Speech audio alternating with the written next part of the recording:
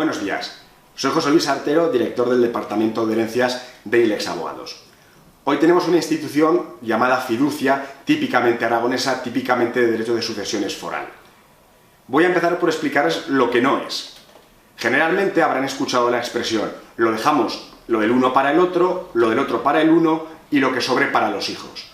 Precisamente eso es lo que no es, aunque es una forma muy habitual de definir qué es la fiducia.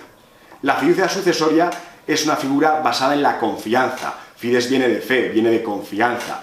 Y lo que significa es que el supérstite, el cónyuge sobreviviente, va a poder disponer de todos los bienes del premuerto y la herencia queda pendiente de asignación. No es necesario, por tanto, compartir nada con los hijos ni con los descendientes.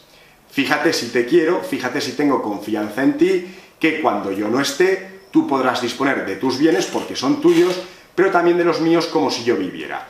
Evidentemente la fiducia ya no solo se concede entre cónyuges, pero sí que es el supuesto más habitual. Es decir, les pongo un ejemplo. Imagínense que una mujer ha quedado viuda y tiene 3 hijos. Si es heredera fiduciaria, no va a tener que compartir nada con los hijos y la herencia queda pendiente de asignación, como les digo. Por tanto, tiene la sartén por el mango, queda como dueña de todos los bienes, si bien en los del premuerto tiene únicamente la facultad de disposición.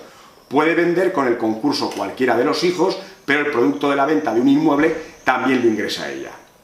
Hay que distinguir esta figura del usufructo. El usufructo lo concede la ley por el hecho de estar casado y significa el uso y disfrute de los bienes del premuerto. Pero la fiducia, que hay que pactarla en escritura pública, básicamente en testamento, confiere facultades mucho más amplias. Es decir, evita problemas de distribución con los hijos, evita presiones, evita injerencias de otras posibles personas. Pero repito, está basada en la confianza y tiene que pactarse en testamento. Muchas gracias.